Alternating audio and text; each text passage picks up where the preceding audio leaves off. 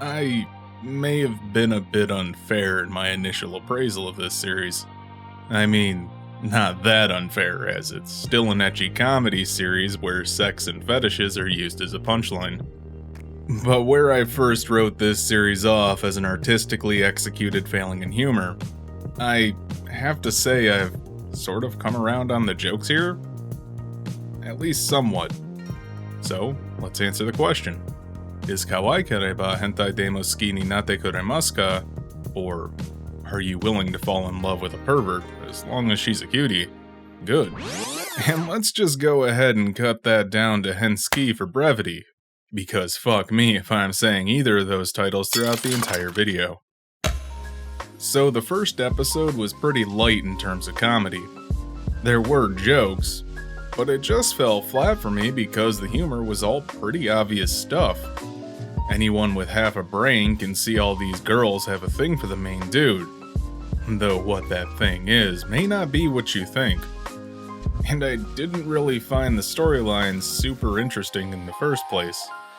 With what I found as lackluster jokes and a flimsy excuse for a plot, I was kind of ambivalent to this series at the start. It wasn't until episode 2 came around and the show bared its fangs a bit more. While it's easy to write off ecchi comedy, hell, I do so regularly, I think the saving grace for this show comes in with the typical role reversal, where the girls are the one pursuing the protagonist with their gimmicky fetishes. And the main dude actually wants nothing to do with it, since he's looking for a legit relationship. That makes him somewhat endearing in this otherwise facepalm-inducing situation. I guess this plays off my love of hopeless resignation in horrible situations. Most times one of the girls starts coming on to him with their fetish, either wanting to be treated like a dog or bend him to her will as a slave. He usually retorts with a dry cynicism that lands. Usually a girl propositions him for something while giving some life advice, and he usually says something along the lines of like, thanks, but let's skip that first part.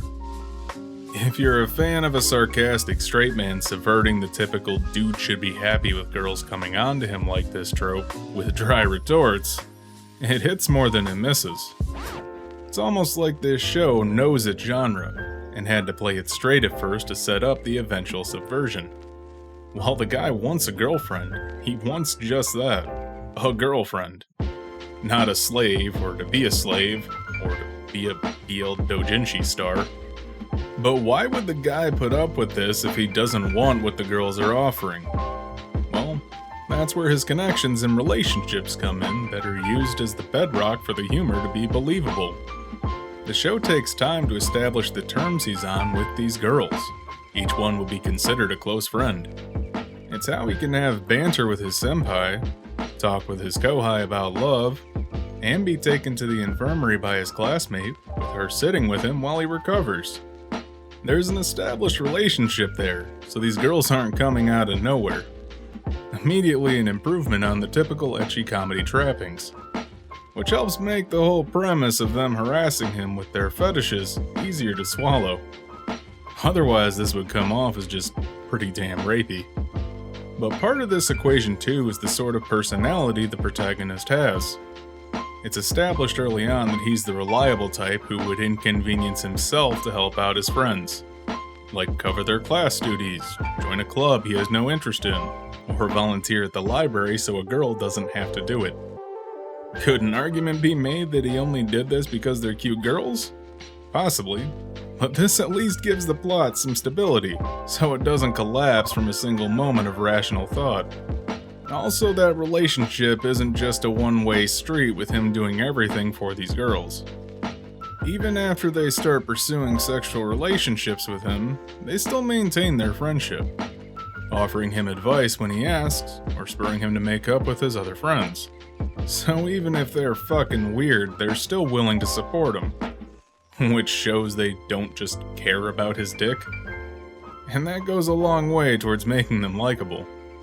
Like I'm watching some somewhat rounded people with a quirky kink looking to further a relationship with their close male friend. And in that regard, the show does its job well. Even if it's not deeper beyond that, or particularly unique in that field. The art direction in this series is pretty well executed though, which if I'm only mildly paying attention to the humor, I might as well be enjoying the sights. Well, what else am I supposed to look at? The intensely animated calligraphy scene? The library shelving scene? Or the arcade scene? Okay, so, yeah. The animation in the first episode is definitely the best in the series, putting a lot of emphasis on minor actions to convey the mood, or to just make it visually engaging. But after that, it basically falls back on character models to do most of the work. And that's fine. It's not great, but the characters are well drawn, cute, and the animation isn't jarringly bad. I do feel a tad lied to though, since I really liked the aesthetic they were going for at the beginning. And pretty much the dramatic camera angles are all that's remained. So, I guess what I don't like about this show?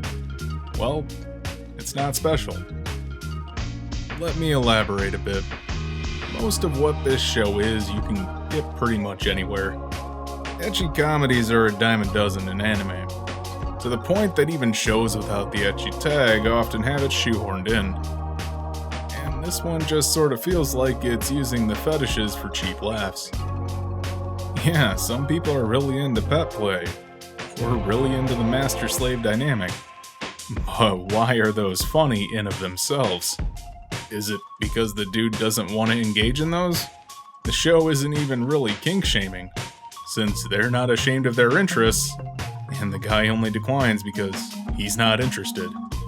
So I just keep coming back to, what is the joke here? Not everything misses, but the comedic identity the show wants to have is muddled in its execution.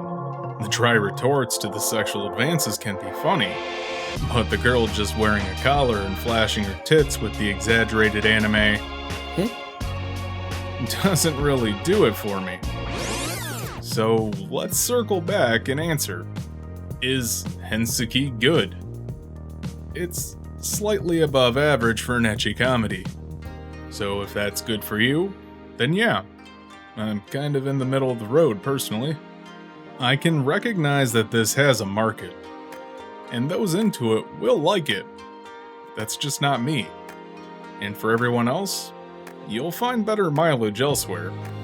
I guess my main point here is the show has some okay characters that justify the premise enough that it doesn't feel forced.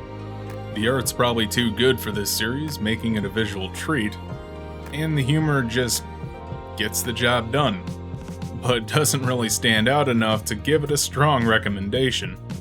If you like ecchi comedy, it's on the better side of the spectrum. If you don't, it's still an easy pass, as the jokes are almost entirely built on misunderstandings around sexual situations. But I'll stick with it because I'm at least a little curious what the fuck these girls are actually into. Hey, you made it to the end of the video! Don't forget to like, comment, subscribe, and do all that other YouTube stuff because that really helps me out. Thanks for watching.